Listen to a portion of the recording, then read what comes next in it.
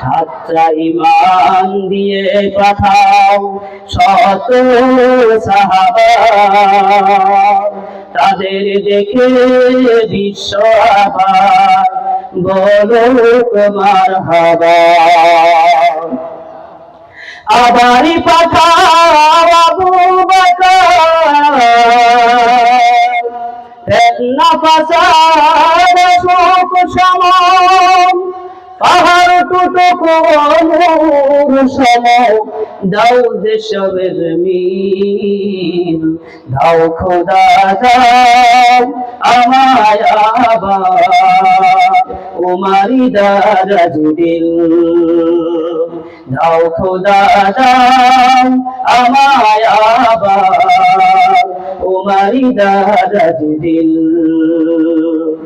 দাওয়ালির মতো বীর সেনানি, দাওয়ালির মতো বীর সেনানি, জাগাতে লিখিল, দাও খোদা দাও আমায় আবার উমারি দারাজ দিল, দাও খোদা দাও আমায় আবার উমারি দারাজ দিল। চিৎকার বলেন মারহাবা, জোরে বলেন মারহাবা, সবাই বলেন আল্লাহু আকবার। উমরের মতো আবার আমরা সেই জিন্দেগি চাই, ঠিক না বলেন না? আমাদের এখন বাংলার জমিনে স্কুল সদস্য প্রত্যেকটা মুসলমানের ঘাড়ে চেপে বসে রেখেছে, ঠিক না বলেন? ইসকন সদস্যর বিষয়ে আপনারা সবাই জানেন, ইসকন সদস্য হচ্ছে একটি উগ্র সংগঠন। ইসকন সদস্য হচ্ছে একটি উগ্র সংগঠন। এতদিন পর্যন্ত আমাদের শেখ হাসিনা তাদেরকে লালন পালন করেছে, সার্বিক বলেছে যে ইসকন সংগঠনটা বড় করেছে আমাদের প্রধানমন্ত্রী, ঠিক না বলেন না? এখন ইসকন সদস্যগুলি আমাদের মুসলমানের গায়ের উপর আঘাত করতেছে। এখন ইসকন সদস্যগুলি আমাদের প্রত্যেকটা মুসলমানকে চাচ্ছে তারা গলার ভিতরে গুলি চালাইয়া তারা মুসলমানকে হত্যা করার জন্য। এখন ওলামায়ে কেরাম সেই ইসকনের বিরুদ্ধে নেমেছে, কারণ যে ইসকন প্রত্যেকটা ঘরে ঘরে এখন ঢুকে গেছে। ইসকনের মোকাবেলা আমাদের অবশ্যই করতে হবে, কি হবে না বলেন, ঠিক না বলেন না? আর বলেন করতে হবে কি হবে না? আমরা উমরের জিন্দেগি চাচ্ছি, আমরা আলীর মতো বীর পুরুষ চাচ্ছি, আমরা চাচ্ছি হযরতে আবু বকরের মতো ফিতনা ফাসাদগুলোকে দূর করার জন্য, ঠিক না বলেন? কত আর বলবো, কত আর বলবো। ইসকন সদস্যরা মাত্র 7.95% বাংলার জমিনে, আর আমরা মুসলমান হলাম 98%। ইসকন সদস্য হচ্ছে 7.95%, অথচ প্রত্যেকটা বড় বড় সেক্টরের ভিতরে ইসকন সদস্যদেরকে 100%-এর ভিতরে 35% তাদেরকে অবস্থান দিয়েছে। এতদিন পর্যন্ত লালন করে পালন করে আমাদের সেই ইসকন সদস্যগুলি আমাদের মুসলমানের গায়ের উপরে আঘাত করতেছে, ইমানের উপরে আঘাত করতেছে। আমাদের বল্লভের গুলি আমাদের বুকের উপরে চালিয়ে দাও, আমাদেরকে ফাঁসির কাছে ঝুলাইয়া দিবা, কোনদিন আমরা ইমান নামক দৌলত ছাড়তে পারবো না, ঠিক না বলেন না? ছাড়া যাবে না। ইসকন সদস্যদের কি মনে করছেন? আপনি মনে করছেন ইসকন সদস্য ভালো, একটা জঙ্গি সংগঠন?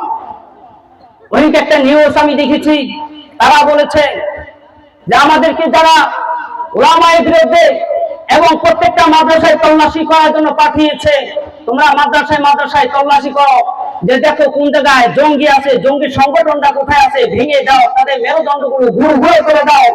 তার কথা এখন ফাঁস করে তিনি বলতেছে যে আমাদেরকে ওলামায়ে কেরামের বিরুদ্ধে একটা চক্রান্ত করে আমাদেরকে প্রত্যেকটা মাদ্রাসায় জঙ্গি সংগঠন নামে আমাদেরকে তল্লাশি করতে হয়েছে। আমরা এবার কি করব? আমাদের দুই হাত এভাবে সরকারের কাছে বাধা ছিল। এখন সেই জুলুম আর অত্যাচার, সেই স্বৈরাজ্য আর প্রধানমন্ত্রী আমাদের দেশে আর নাই। আমরা এখন বীর পুরুষের মতো এখন মাথার মাথায় কথা বলবো, ঠিক কিনা বলেন না মুসলমান? যখন বয়ান করতে যাইতাম, হাতের ভিতরে লুকোচুরি করে একটা কাগজ ধরিয়ে দিত, হাতের ভিতরে লুকোচুরি করে একটা কাগজ ধরিয়ে দিত। আমার কথা আমি বলছি, তত বড় আলোচক আমি হইতে পারি নাই। তারপরে কেন আমার দেখলে তাদের ভয়? কারণটা কি? এক নম্বর হচ্ছে, দেখবেন ঘরের ভিতরে ছোট বাচ্চা, এই ছোট বাচ্চা ঘুমিয়ে রয়েছে, মা ঘুমায়া রয়েছে, বাবাও ঘুমায়া রয়েছে, ছোট বাচ্চা হাত পা এমন কুড়মুড় কুড়মুড় করে নাড়ে, চোরের বাচ্চা চোর ওই ঘরের ভিতরে ঢুকতে সাহস পায় না, ঠিক না বলেন না? জোরে বলেন ঠিক না? কেন সাহস পায় না? ওই বুঝতে পারতেছে যেহেতু বাচ্চা ঘুমিয়ে রয়েছে, বাচ্চা যেহেতু জাগ্রত রয়েছে, বাচ্চার হাত পাও যেহেতু কুরু কুরু করে লাগতেছে, আমার মনে হয় ওর মা আর বাবা জীবিত আছে, এই কারণে সে আর ঘরের ভিতরে ঢোকার সাহস পায় না। ঠিক কিনা বলেন না? তারা চাচ্ছে যে বড় বড় ওলামায়ে কেরামের লাগামগুলি ভেঙে দিয়েছি, আমরা তো তাদের লাগামগুলি ধরে রেখেছি। আমার মনে হচ্ছে এই টুকরো টুকরো মৌলবীদের কারণে আগরে মাথা চারা দিয়ে উঠতে পারে, এই জন্য আমাদেরকে বয়ানে ঢোকার আগেই আমাদের হাতে টুপিন ধরিয়ে দিত। দুঃখের সাথে এবং পরিতাপের বিষয়ে আমি বলেছিলাম যে যেখানে কোরআন হাদিসের কথা বলবো, যেখানে আল্লাহ আল্লাহ রাসূলের কথা বলবো, সেখানে আবার দ্বিমত কিভাবে থাকতে পারে? কিভাবে সেই দ্বিমত থাকতে পারে? আমাদের সেই স্বৈরাচার পুরো হয়েছে। আল্লাহর কাছে দোয়া করি, আল্লাহ এখন কোরআনের দাওয়াত আমরা বুক ছুঁয়ে মাঠে ময়দানে দিতে পারবো। ঠিক কিনা বলেন না? গেলেই একটা টুকিন ধরাই দিছে, গেলেই টুকিন ধরাই দিছে। কি যে একটা বিপদের মধ্যে ছিলাম। ভাঙ্গা পুকুরিয়া বিশাল বড় মাঠ, কলেজ ময়দান, বয়ান করতে বসছি আমি এশারের পর। আমার কানে কানে ডাক ডাক করে, হুজুর কোরআন হাদিস ছাড়া কথা বলবেন না। আমি বলছি আপনি এখানে বসেন, কোরআন হাদিসের কোন ছাতা বুঝেন আপনি? কোরআন হাদিসের ছাতা আপনি কি বুঝেন? আম্পায়াররা বাইর করে দিলে তুমি সরাসরি করতে পারবে না, আম্পায়াররা বের করে দিলে আলিফ বা তা ছাড়া বলতে পারবে না। তুমি আবার কোরআন হাদিসের কি বুঝলা? কি বুঝলা তুমি কোরআন হাদিসের? যে কথা বলতে চেয়েছিলাম, তারাও একটা পর্যায়ে এভাবে হাত বাঁধা ছিল সরকারের কাছে। তারা চেয়েছে প্রত্যেকটা মাদ্রাসার ভিতরে তল্লাশি করো, প্রত্যেকটা স্কুল কলেজের ভিতরে তল্লাশি করো, কোন জায়গায় জঙ্গি সংগঠন আছে এদেরকে ধরে ধরে ফাঁসির কাছে ধরিয়ে দাও। তারা বলতেছে আমরা কোন মাদ্রাসায় যাইয়া, কোন শিক্ষা প্রতিষ্ঠানে গিয়া, কোন ধর্মীয় শিক্ষা প্রতিষ্ঠানে গিয়া আমরা কোন জঙ্গি সংগঠন পাই নাই, বরং তাদের ভিতরে আমরা নবীওয়ালা দ্বীনি কাজগুলি পেয়েছি। ঠিক কিনা বলেন না মুসলমান? যাত্রাবাড়ি দাওয়াতুল হকের ইজতেমায় আসাদুজ্জামান কামাল গিয়ে বলছিল যে যারা আমাদেরকে প্রধানমন্ত্রী থেকে আমাদেরকে যারা বলতেছে প্রত্যেকটা মাদ্রাসায় জঙ্গি তৈরি হচ্ছে, জঙ্গি সংগঠনগুলি ভেঙে চুরমার করে দাও, আসাদুজ্জামান কামাল বলে আমি ওই বছর দেওয়া হাদিস পড়ি। আসাদুজ্জামান কামাল বলে যে আমরা পুরো মাদ্রাসার ভিতরে কোন একটা জঙ্গির একটা অস্ত্র যে থাকে ট্রেনিং দেওয়ার কোন একটা সিস্টেম আমরা দেখি নাই। কাজেই উনি নিজেই বলেছিল আমরা এখন বাধ্য হয়ে মাদ্রাসায় এই ধরনের তল্লাশি কেন করি? সরকার থেকে আমাদের উপরে একটা চাপ আসে। সরকার থেকে চাপ আসছিল। সরকারে কে চাপ দিয়েছিল? সরকারের চাপ দিয়েছিল ইসকন সদস্যরা। ঠিক কিনা বলেন মুসলমান? আমার কথা বলতে চাচ্ছি হলো মাত্র 7%, 7.95% ইসকন সদস্য হিন্দু উগ্রবাদী দুনিয়াতে আছে, কিন্তু তাদের প্রত্যেকটা 100% এর ভিতরে 95% হলো তাদের প্রত্যেকটা সেক্টরের ভিতরে। আমাদের কোন একটা সেক্টরের ভিতরে কোন একটা মুসলমানের সন্তান কোন একটা বড় পদের ভিতরে নাই। প্রত্যেকটা সরকারি কলেজের ভিতরে, স্কুলের ভিতরে এখন একটা ইসলামী শিক্ষা বই পড়ার মতো একজন বাংলা টিচার এবং ধর্মীয় কোনো শিক্ষক নাই। এখন ইসলামী শিক্ষা বইগুলি পড়াচ্ছে হিন্দুর বাচ্চা হিন্দুতে, হিন্দুর বাচ্চা হিন্দুতে পড়াইতেছে। কোথায় যাচ্ছেন? ইমান কোথায় চলে যাচ্ছে? আপনার আমার ইমান কোথায় চলে যাচ্ছে? সেই ইসকন সদস্যগুলি তারা বলেছিল আমরা সেই চট্টগ্রাম পার্বত্য অঞ্চল থেকে আমরা এই ইসকন সদস্যগুলি আওয়াজ তুলেছি, এই আওয়াজগুলি সারা বাংলার ভিতরে আমরা ছড়িয়ে দিতে চাই। আমরা চাচ্ছি যে ইসকন সদস্যগুলি যেই পর্যন্ত আওয়াজ দিয়েছিল ওই পর্যন্ত আওয়াজ থামতে থাকবে, আর যেন তারা মাথা উঁচু করে, গলার কণ্ঠ উঁচু করে, তারা যেন আর কোনো মাঠের ময়দানে তাদের গলা উঁচু করে যেন কথা না বলতে পারে। ঠিক কিনা বলেন না মুসলমান? আপনার ঘরের ভিতরে স্কুলের অভাব নাই, খোঁজ নিয়ে দেখেন আপনার সন্তান কার অনুসরণ করতেছে, আপনার সন্তান কার পরম অনুসরণ করতেছে, খোঁজ নিয়ে একটু বের করে দেখেন। যাদেরকে আমরা লালন পালন করে এই পর্যন্ত এনেছি, উগ্র সম্প্রদায়গুলি আমাদের মাথাগুলি শেষ করে দিচ্ছে। তারা বলছে গত বছর যে ফরিদপুর মধুখালীতে একটা অগ্নিকাণ্ডের ভিতরে যেই হযরত দুইজন হাফেজে কোরআনকে শহীদ করা হয়েছিল, একটা ইশতেহার দিয়েছিল যে আমরা ইসকন সদস্যরা দুইজন মোল্লাকে চুরি করে খতম করে দিয়েছি। ফেসবুকের ভিতরে একটা পোস্ট দিয়েছিল আমরা মুসলমানদের দুইজন মোল্লাকে খতম করে দিয়েছি, আমাদের এখন থেকে খতম করা শুরু হয়ে গেছে। এখন এই সংগঠনগুলি প্রত্যেকটা জেলার ভিতরে, প্রত্যেকটা এলাকার ভিতরে আশ্রয় বলেন, তারা গোপনে গোপনে এইভাবে দাওয়াত দিচ্ছে আর মানুষদেরকে এইভাবে গুমরাহির পথে নিচ্ছে।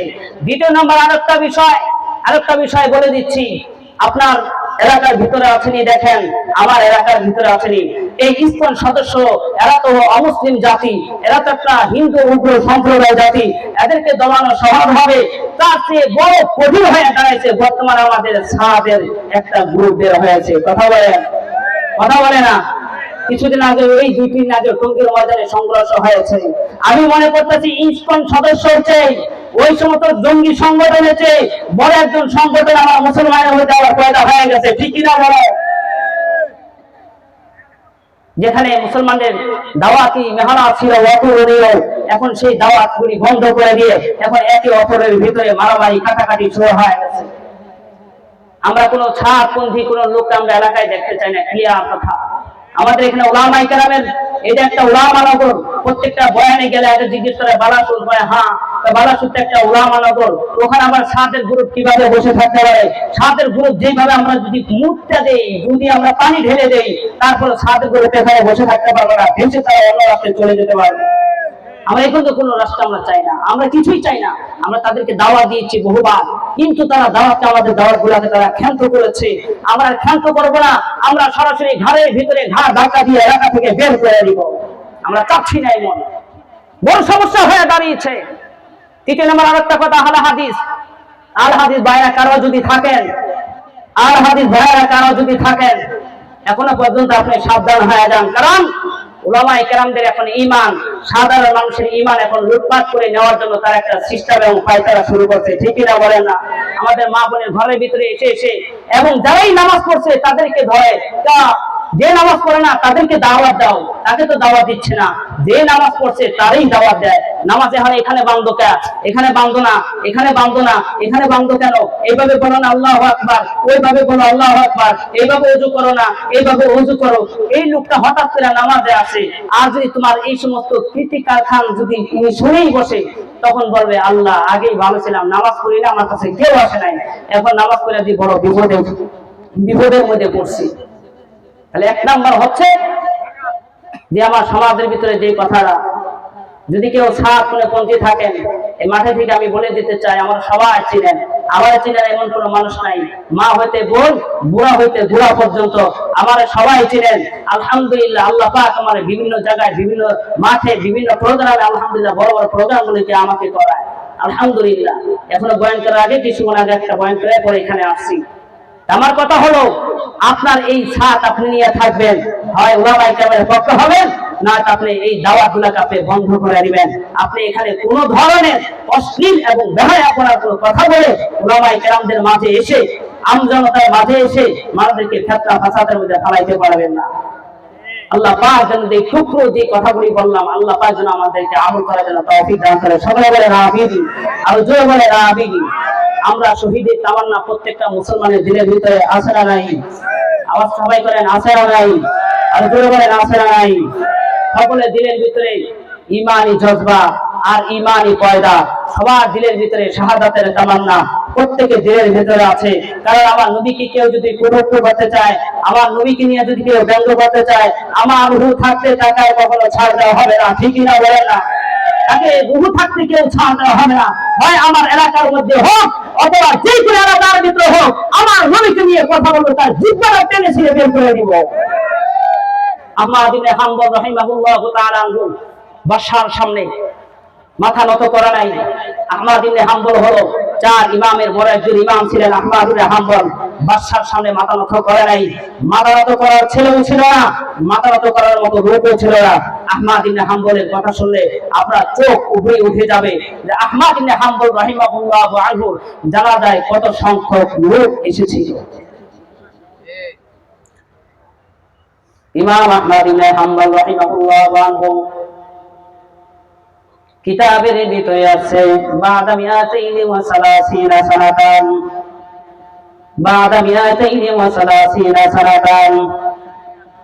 আহমদ ইবনে হাম্বল যেদিন দুনিয়া থেকে বিদায় হয়ে গেল, ও মুসলমান ভালো মতো কথার একটু মনোযোগ সুখ দিয়ে শ্রবণ করো। এ যুবক ভাই, তোমার মনোযোগ সহকারে তুমি একটু শ্রবণ করো ভাই। তোমার সামনে রসুলের কথা হয় অথচ তোমার গার ভিতরে ধরে না। আমার সামনে আমার রসুলের বিরুদ্ধে করা হয়, আমার গার ভিতরে ধরে না। মুরব্বি বাবাজিরা রে, তোমার ভিতরে রাসূলের আদর্শ কিভাবে ঢুকলো, রাসূলের সুন্নাত তোমার ভিতরে কিভাবে ঢুকলো। একজন রাসূলের বিরুদ্ধে তোমার সামনে কথা বলে অথচ তোমার গায়ের ভিতরে ধরতেছে না, আর মানে বোঝা গেল এখনো পর্যন্ত রাসূলের আদর্শ আমার ভিতরে ঢোকে নাই। ঠিক না বলেন? আহমদ ইবনে হাম্বল ডাক দিয়ে বলে, না, আমি তোমার সামনে কোনোদিন আমি মাথা নত করবো না।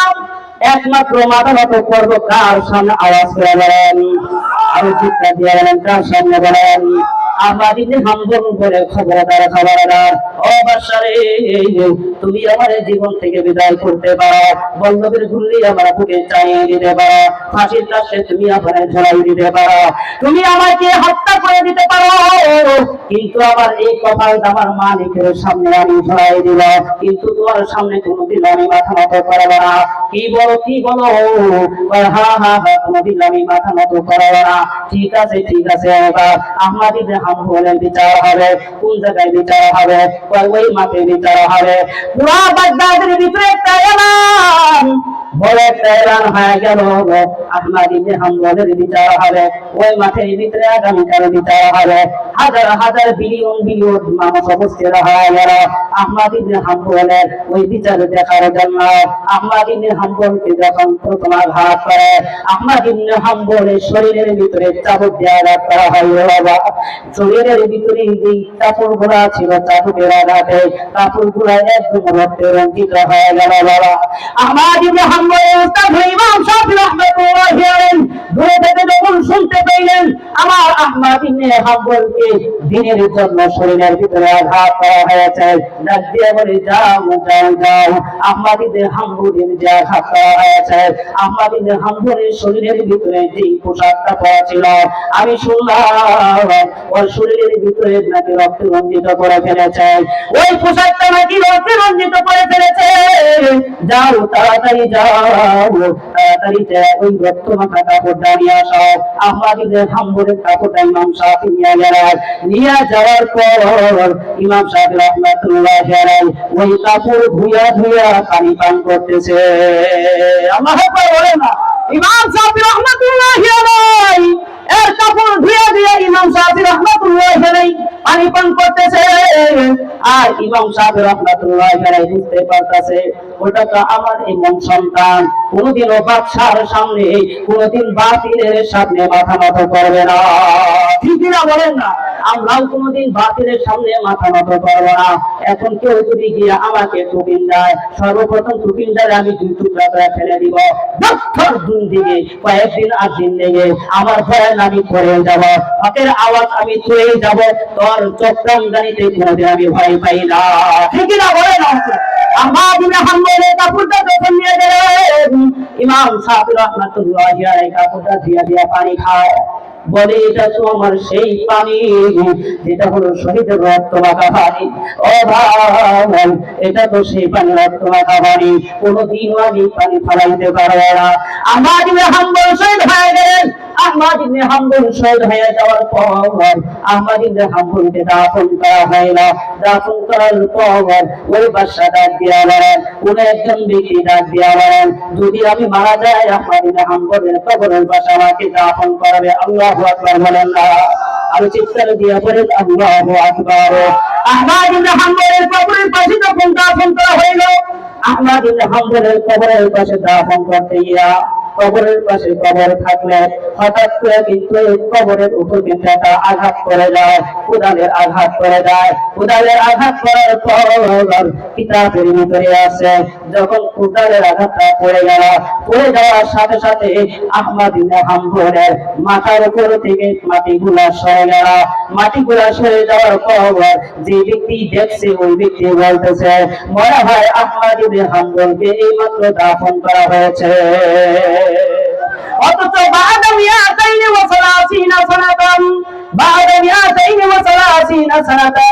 আহমদ ইবনে হাম্বলকে দাফন করা হয়েছে 230 বছর পর। সুবহানাল্লাহ বলেন না? 230 বছর পর মাটি খনন করে রেখে যে এই যে আহমদ ইবনে হাম্বল 230 বছর আগে মারা গিয়েছে, অথচ মনে হয় আহমদ ইবনে হাম্বলকে মাত্র দাফন করা হয়েছে। আল্লাহু আকবার বলেন না?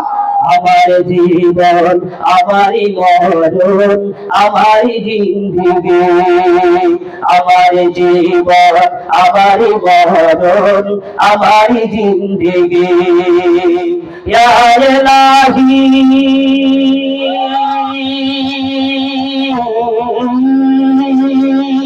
ইয়া ইলাহি কবুল করো আমার বন্দেগি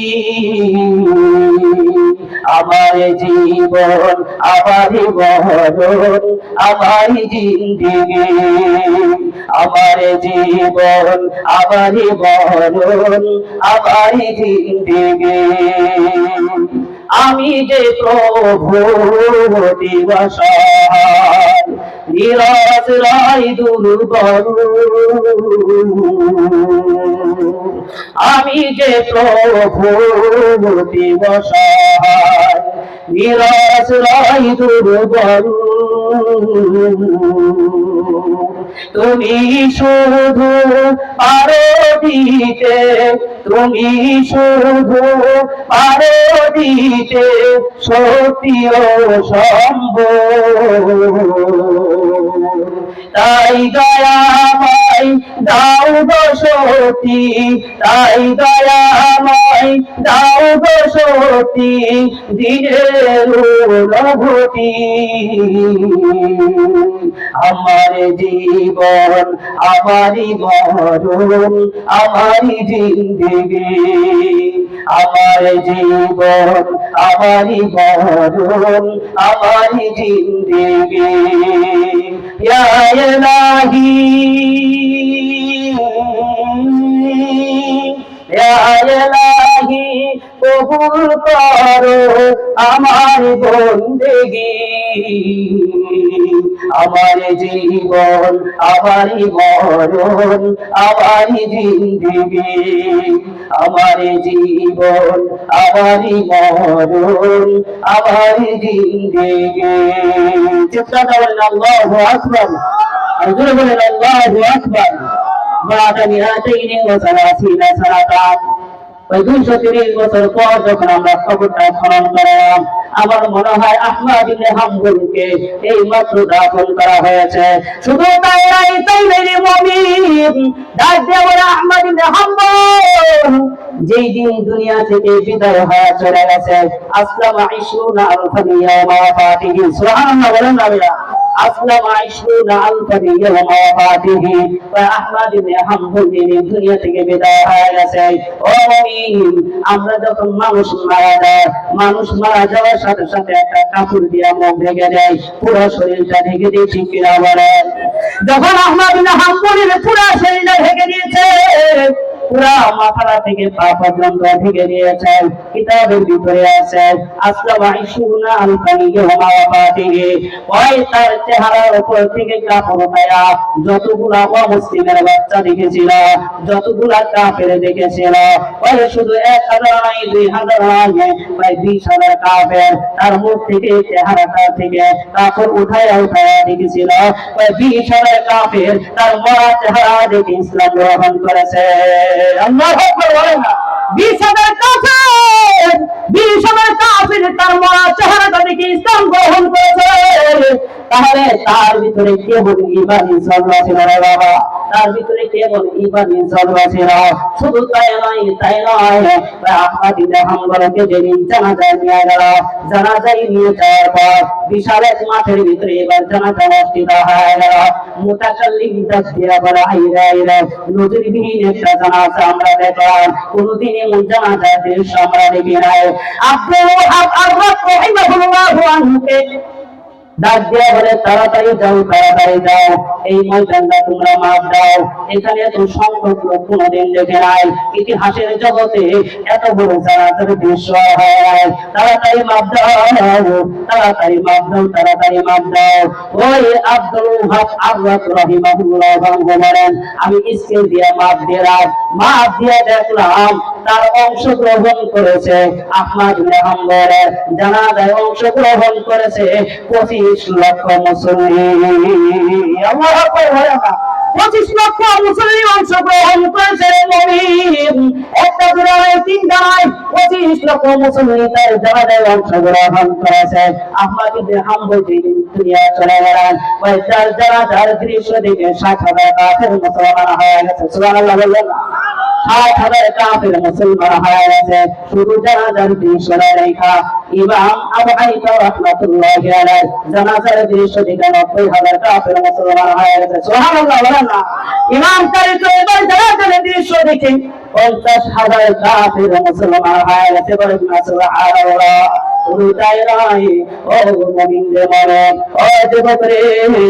তোমার ভিতরে এখন শাহাদাতের তামান্না কোথায় গেল?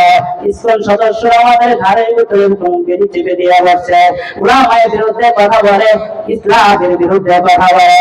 ওই সমস্ত মুমিন তোমরা কোথায় রইলে? আমরা কোথায় রইলাম? আল্লাহর নবীর একজন সাহাবী হযরতে সাদ রাদিয়াল্লাহু আনহু, আল্লাহর নবীর একজন সাহাবী, অনেক জলিল কদর সাহাবী। আল্লাহর নবীর এই সাহাবী যখন দুনিয়া থেকে বিদায় হয়ে গেলেন, আল্লাহর নবী পয়গম্বর পায়ের গোড়ায় উঠে ভর করে জানাজায় অংশগ্রহণ করতেছেন। আল্লাহু আকবার বলেন না? আল্লাহর নবী পয়গম্বর প্রতিদিন এইভাবে হাঁটে, আজকে আর এইভাবে হাঁটে না, শুধু এইভাবে হাঁটতেছে। সাহাবায়ে কেরাম জিজ্ঞেস করলেন, ইয়া রাসূলুল্লাহ, আপনি তো প্রতিদিন হাঁটেন না, এইভাবে হাঁটেন না, আজকে কেন আপনি এইভাবে পা উঁচু উঁচু করে হাঁটতেছেন? আল্লাহর নবী বলে, ও সাহাবীরা আমার এই সাদের জানাজা দেওয়ার জন্য আরশের সমস্ত ফেরেশতারা জমিনে পদার্পণ করেছে। সুবহানাল্লাহ। আমার এই সাদের জানাজা দেওয়ার জন্য আরশের সমস্ত ফেরেশতারা জমিনে পদার্পণ করেছে। এই জন্য আমি রাসূল আর হাঁটতে পারতেছি না, আমার পায়ের সাথে পায়ে বাড়ি লাগে যায়, পায়ের সাথে পায়ে বাড়ি লাগে, এই জন্য আমি হাঁটতে পারি না। সাহাবীরা, এই জন্য আমি পায়ের গোড়া উঁচু উঁচু করে হাঁটি। আল্লাহর নবী বলেন, আমার সাথে জানাজায় 70,000 ফেরেশতারা অংশগ্রহণ করেছে। সুবহানাল্লাহ বলেন না? আর জোরে বলেন সুবহানাল্লাহ। আমার সাদের জানাজায় 70,000 ফেরেশতারা অংশগ্রহণ করেছে। ও মুমিন, আল্লাহর নবী পয়গম্বর শুধু তাই নয়, আমার সাহাবী যখন দুনিয়া থেকে বিদায় হয়ে গেল, আমার সাহাবী যখন দুনিয়া থেকে বিদায় হয়ে গেল, আরশ, আসমান আর জমিন 3 দিন পর্যন্ত কান্না করেছে। বলেন ভাই, 3 দিন পর্যন্ত সাদের জানাজায় কান্না করেছে। আল্লাহর নবী বলে যে প্রভু আমার সাথে আমার সাথ কিতাবের ভিতরে আছে। যুবক তোমাদেরকে একটা নসিহত করে চাই, যুবক ভালো মতো শোনো। কিতাবের ভিতরে আছে, হাদিসে পাকের মধ্যে আল্লাহ রাসূল পয়গম্বর বলে, ও আমার বাবাজি, আল্লাহর নবী পয়গম্বর বলে, তুমি যদি সঠিক মানুষ হও, তুমি যদি ইবাদত করে হও, তুমি যদি সঠিক মতো ইবাদত করে হও, ওই মা, তুমি যদি সঠিক মতো ইবাদত করে হও, কিতাবের ভিতরে আছে, তুমি আর আমি মৃত্যুবরণ করার সাথে সাথে আমার পাঞ্জাবিটা কান্না করতে থাকে, আমার উজুর বদনারা এবারে কান্না করতে থাকে, আমার জায়নামাজের জায়গাটা পর্যন্ত কান্না করতে থাকে। আমি যেখানে বসে নামাজ আদায় করতাম, যে জায়গায় বসে আমি ওযু করতাম, মিসওয়াক করতাম, ওই জায়গাটা পর্যন্ত কান্না করতে থাকে। এই জন্য আমি প্রায় সময় আমার আব্বার কাপড় চোপড় ধরে আমি লেড়ে চলে আসি। আমি প্রায় সময় আমার আব্বার টুপিটা আমি দেখি, কারণ হাদিসে পাকের মধ্যে আল্লাহর ওই পয়গম্বর বলে, তুমি একজন মুমিন, উনি যদি জান্নাতবাসী হয়ে যাওয়ার সাথে সাথে তিনি যে নামাজ পড়েছে পাগড়িটা মাথায় দিয়া সকাল আর বিকাল তার সামনে পাগড়িটা উপস্থিত করা হয়। বলেন না সুবহানাল্লাহ? আর জোরে বলেন সুবহানাল্লাহ। ওই পাগড়িটা সকালবেলা উপস্থিত করা হয়। ও জান্নাতি, এই যে তোমার পাগড়িটা পরে তুমি নামাজ আদায় করেছিলা, এই যে পাঞ্জাবিটা পরে তুমি নামাজ আদায় করেছিলা, এই যে তুমি বদনা দিয়ে ওযু করে তুমি রাত্রিবেলা তাহাজ্জুদ করেছো, এই যে নাও বদলাটা তোমার জন্য কান্না করতেছে, এই যে নাও মুসাল্লাটা তোমার জন্য কান্না করতেছে, এই যে নাও এই জান্নাতের স্থানটা তোমার জন্য কান্না করতেছে, এই যে নাও তোমার তাসবিহ, এই তাসবিহটা তোমার জন্য কান্না করতেছে। আল্লাহর নবী পয়গম্বর বলে শুধু তাই নয়, কোন একজন যুবক, ওই যুবক যদি ইবাদত করে, মাথায় পাগড়ি পরে যদি ইবাদত করে, মুখের ভিতরে দাড়ি নিয়ে যদি ইবাদত করে, যদি একটা মাথায় একটা টুপি পরে ইবাদত করে, গায়ের ভিতরে একটা জামা পেঁচিয়ে যদি ইবাদত করে, ওই মুসাল্লার বিষয়ে যদি ইবাদত করে, আল্লাহর নবী বলেন ওই সকাল আর বিকালে যুবকের কাপড় চোপড়গুলো আল্লাহর ফেরেশতারা ওই যুবকের সামনে উপস্থিত করে দেয়। সুবহানাল্লাহ বলেন না। আর যদি কোনো মুমিন দুনিয়াতে কোনো বান্দা ইবাদত করে নাই, কোনো কিছু করে নাই, শুধু আছে শুধু দুনিয়াতে আছে বেহুদানিয়া, অপশালী স্থিতি দুনিয়া, শুধু আছে গাছ দুনিয়া আর পিছনে দুনিয়া, শুধু আছে জুয়া আর মদ দুনিয়া, আল্লাহর নবী পয়গম্বর করে হয়েছিল ওই সময় যদি তোমার মৃত্যু হয়ে যায়, আল্লাহর নবী বলেন শুধু তাই নয়, তুমি মৃত্যু হওয়ার সাথে সাথে সন্ধ্যা এবং সকালবেলা ওই জিনিসগুলো তোমার সামনে উপস্থিত করা হয়। তুমি কাজ করেছিলা, কাজ করে দুনিয়া থেকে এসেছিলা, তুমি যে মদ খেয়েছিলা, তুমি মদ খেয়েছিলা, এই যে তুমি দুনিয়া থেকে এসেছিলা, তুমি বিভিন্ন জিনিস খেয়েছিলা, এই জন্য বিভিন্ন জিনিস উপস্থিত করা হয়েছে। বলো বলো বলো ওই সময় যদি এই সমস্ত জিনিস আমার সামনে উপস্থিত করা হয়, ওই নবী এক বাক্যে বলে নবী তুমি জান্নাতে যাবে না জাহান্নামে যাবে। আওয়াজ আওয়াজ ভাই জোরে সবাই বলেন, আরো জোরে বলেন জাহান্নামে যাবে না জান্নাতে যাবে। মুমিন বান্দারা সামনে সমস্ত কিছু উপস্থিত হয়ে গেল, সব কিছু উপস্থিত হয়ে গেল, জায়নামাজের জায়গাটা উপস্থিত হয়ে গেল, জায়নামাজের স্থানটা উপস্থিত করা হবে, সব কিছু উপস্থিত করা হবে। আর যদি আমি দুনিয়া থেকে বিদায় নিলাম, এই অবস্থায় যদি বিদায় নিলাম, তাহলে আপনি একটু ভালো মতো আহমদ ইবনে হাম্বল যে পরিবার নিয়ে বিদায় নিয়ে গেছে, আমি তো আহমদ ইবনে হাম্বলের মতো একজন মানুষ, আমার হাত পর্যন্ত দুইটা, আমার কলমত দুইটা, আমার নাকের ছিদ্র হলো দুইটা, আমার চক্ষু দুইটা, আমার অঙ্গ পতঙ্গ কোনো জায়গায় এরকম নাই। তার জানাজায় যদি 25 লক্ষ মানুষ শরীক হতে পারে, তাহলে আমার জানাজায় কেন মানুষ হয় না? বুঝে নাও বুঝে নাও বুঝে নাও যে ইবাদত করে না, জানাজার ভিতরে আল্লাহর পক্ষ থেকে মানুষ মারা যায়, ঠিকই না বলেন না? এই জন্য সবাই বড় মুমিন। ভয়ঙ্কর একটা সময় ছিল, যেই সময় হলো করোনার সময়। আমাদের একজন বড় মুফাসসির ছিলেন জুবাইর আহমদ আনসারী রাহিমাহুল্লাহ আনহু, দুনিয়া থেকে চলে গেছে।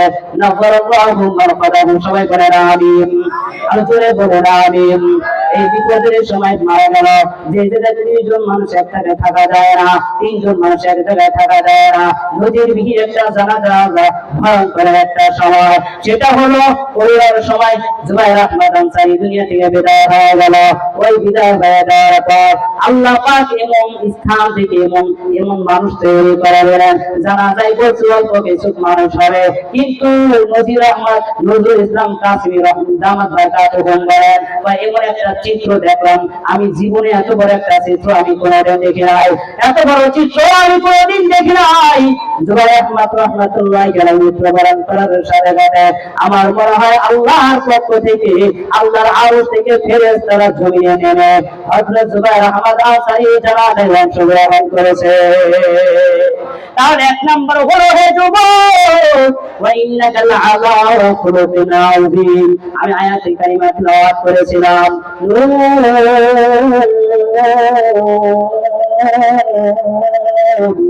والقلم وما يسطرون।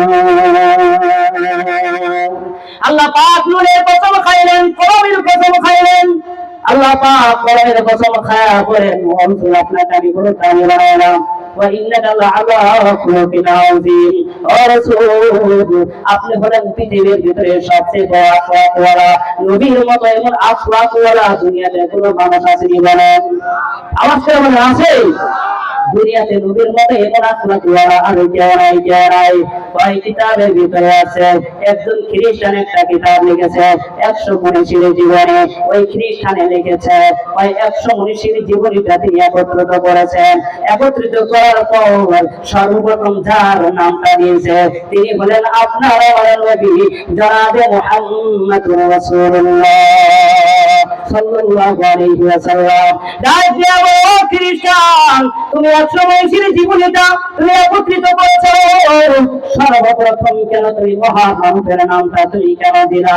বা আমি মহামানবের চরিত্রের দিকে তাকাইলাম, আমি মহামানবের আখলাকের দিকে তাকাইলাম, আমি মহামানবের ব্যবহারের দিকে তাকাইলাম, আমি সর্বপ্রথম নবীজির নামটা আগে আল্লাহ সুবহানাল্লাহ বলে না। ও নবী, তাহলে আমি বলছিলাম শহীদের কথা বলছিলাম হযরতে খানসা রাদিয়াল্লাহু আনহা। এই যুবক, তুমি তো একজন যুবক, খানসার মা তো একজন মহিলা। এই মহিলা যারা পেন্ডিলে তোমরা এসেছো রে মা, তুমি তো একজন মা।